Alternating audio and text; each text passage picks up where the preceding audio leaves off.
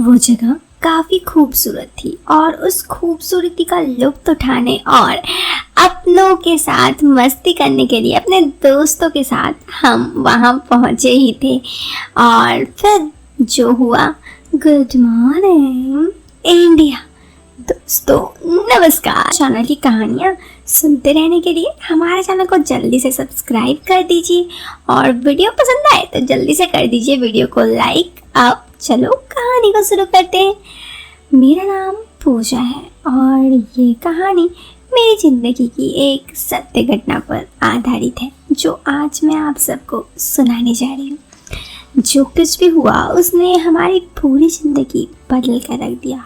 शायद नहीं होना चाहिए था, शायद हमारे साथ बहुत बुरा हुआ। क्या जानने के लिए मैं आपको कहानी को पहले से बताती हूँ। बात उन दिनों की है जब मैं शादी को हुए करीब 1.5 साल हो चुके थे। मैं अपने लाइफ में बहुत खुश थी, लेकिन बस एक चीज़ की ही कमी थी। मेरे पति काफ़ी बोरिंग इंसान थे। वो कहीं भी घूमने जाना वगैरह पसंद नहीं करते थे और इसके विपरीत मैं एकदम उल्टी सी थी। मुझे घूमने जाना, दोस्तों के साथ पार्टीज़ करना, मस्ती करना बहुत पसंद था। यूँ कहे तो मुझे पब जाना पसंद था, तो मेरे पति को समुंदर किनारे अकेले बैठा रहना। खैर दोनों एकदम विपरीत तरीके से थे, लेकिन इस चीज़ से मैं बहुत ज़्यादा उब गई थी। शादी को करीब 1.5 साल हो चुके थे और इन 1.5 सालों में मैंने अपने लाइफ को बहुत मिस किया पहले के। कि हम लोग 3 दोस्त हुआ करते थे, मैं, पूजा और सोनम। हम तीनों लाइफ को बहुत ही इंजॉय करते, लेकिन क्योंकि मैं शादी के बाद ऐसी हालत हो गई थी मेरी कि अब मैं अपने दोस्तों के साथ नहीं घूम पाती थी। मैं सब लाइफ को बहुत ही मिस करती थी। और फिर एक बार मेरे दोस्तों ने प्लान बनाया घूमने का। उन्होंने मुझे कहा कि चलो इस बार तो हम हिल्स में जाएंगे। मैंने कहा मेरे पति नहीं जाना चाहते। तो मेरे दोस्तों ने कहा एक काम करो, तुम्हारे पति को कहो कि तुम अपने मायके जा रही हो और फिर मायके आ जाओ, फिर हम लोग घूमने चलेंगे।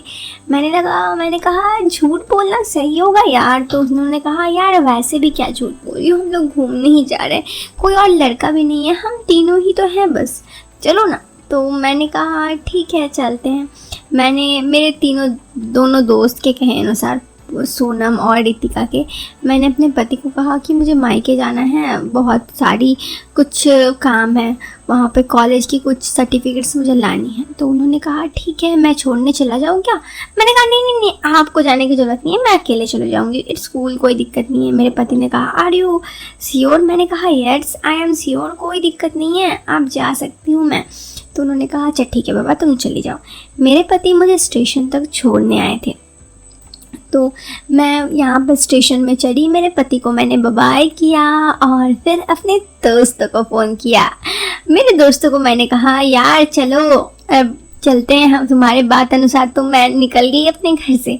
मैंने अपने पति को इस बारे में बहुत कुछ झूठ बोल दिया था। थोड़ा बुरा तो लग ही रहा था क्योंकि शायद मुझे नहीं बोलना चाहिए था झूठ।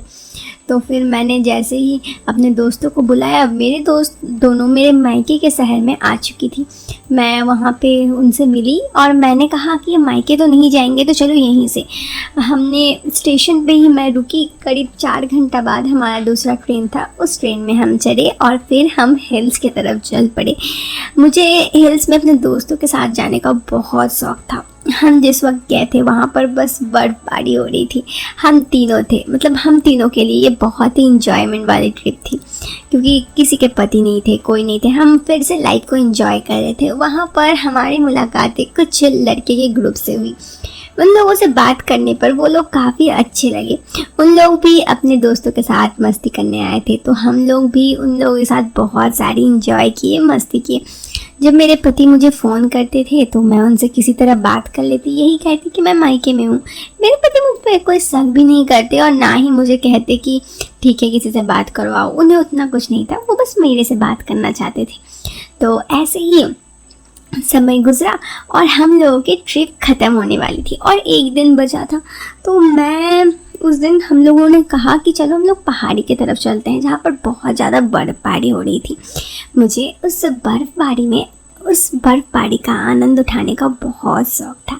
हम लोग उस बर्फबारी में गए, वहाँ पर लिखा हुआ था कि आगे मत जाइए, लेकिन हम कहाँ सुनने वाले थे, हम तो जाने वाले थे। हम लोग बर्फबारी में गए, वहाँ ऊपर बहुत बर्फ़ हो रहा था और सच में इतना ऊपर हम लोग आ गए थे बिना ऑक्सीजन सिलेंडर के, तो हमें सांस लेने में बहुत तकलीफ़ हो रही थी। वहाँ पर हम लोग गए, मेरा फ़ोन भी नहीं लग रहा था। वहाँ पर वो लड़के भी हमारे साथ गए थे। उन्होंने कहा कि यार चलो, अब जाना सही नहीं है, क्योंकि उन लड़कों को भी लग रहा था कि अब रिस्क हो जाएगा। वो लोग 4 लोग थे, हम लोग 3 लोग।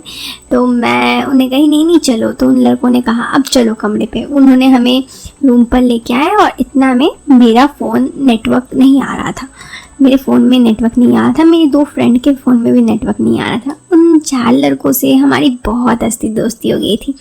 हम लोगों ने साथ बैठ के बियर पी और बहुत कुछ कहे। वे लोग शादीशुदा नहीं थे, उन्हें पता भी नहीं था कि हम लोग भी शादीशुदा हैं। तो हम लोग के साथ भी फ्लर्ट कर रहे थे, हम भी फ्लर्ट करने में माहिर थे, तो हम भी फ्लर्ट कर रहे थे, क्योंकि हमें कौन सा उनके साथ लाइफ बितानी थी। उसके बाद ऐसे ही उन लड़कों ने नंबर मांगा, तो मैंने नंबर भी दे दिया और फिर उसके बाद हम वापस आ गए इधर, क्योंकि एक दिन तक मेरा फ़ोन में नेटवर्क नहीं आ रहा था। वहाँ पे नेटवर्क का बहुत इशू था। मेरे पति बहुत परेशान थे और उन्होंने मेरे मायके में फ़ोन कर दिया था।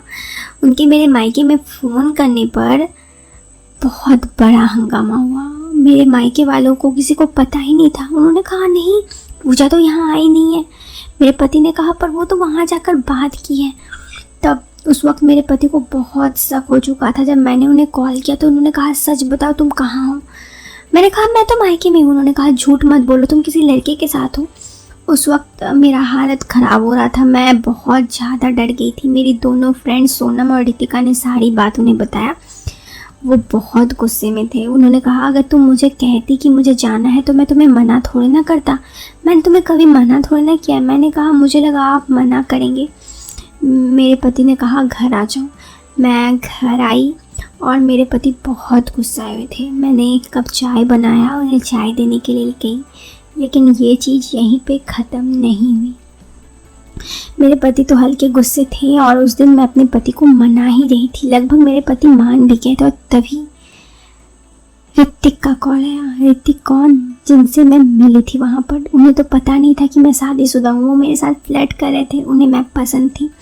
उन्होंने कहा, जैसे ही उन्होंने फ़ोन किया मेरे पति ने कहा कॉल उठाओ। उन्होंने उस पर कहा कि पूजा कैसी हो, मुझे भूल गई। मैंने कहा कौन? तो उन्होंने कहा मैं ऋतिक। यार मतलब भूल ही गई तुम मुझे। उस वक्त मेरे पति को बहुत बड़ा शक हो गया। उन्होंने कहा, मैंने कहा नहीं मैं नहीं पहचानती। उन्होंने कहा इतना जल्दी भूल गई, ट्रिप में हम लोग इतने मस्ती किए थे। मेरे पति को ये सब कुछ और लग रहा था। मेरे पति मुझ पर काफ़ी ज़्यादा शक करने लगे। उन्हें लगा कि मेरी दोस्त भी उनसे झूठ बोल रहा है, मैं किसी लड़के के साथ गई थी, लेकिन ऐसा नहीं था। और इस चीज़ की वजह से मेरा पूरा परिवार टूट गया। करीब 6 महीने 1 साल तक मेरे पति मुझसे नाराज़ रहे और उन्हें ऐसा लगता रहा कि मैं वहाँ पर किसी लड़के के साथ गई थी, जबकि ऐसा बिल्कुल नहीं था। फिर धीरे धीरे सब कुछ नॉर्मल हो गया, लेकिन शक तो शायद उन्हें मेरे ऊपर अब भी है। दोस्तों, इस कहानी से यही कहना चाहूँगी कि कई बार ऐसा होता है कि हम सोचते हैं छोटी सी भूल से कुछ नहीं होगा, छोटी सी हम झूठ बोल देते हैं, लेकिन ये हमारी ज़िंदगी को तहस से नहस कर सकती है। इस बात को दोस्तों समझिए। आपका ज़रूरी है सेफ रहना, सावधान रहना। दोस्तों, वीडियो पसंद आए तो लाइक करने के साथ चैनल को सब्सक्राइब जरूर करें, इसी तरह की मज़ेदार कहानियाँ सुनते रहने के लिए। हम मिलते हैं आपसे फिर एक नए वीडियो में। तब तक के लिए बाय बाय, टेक केयर।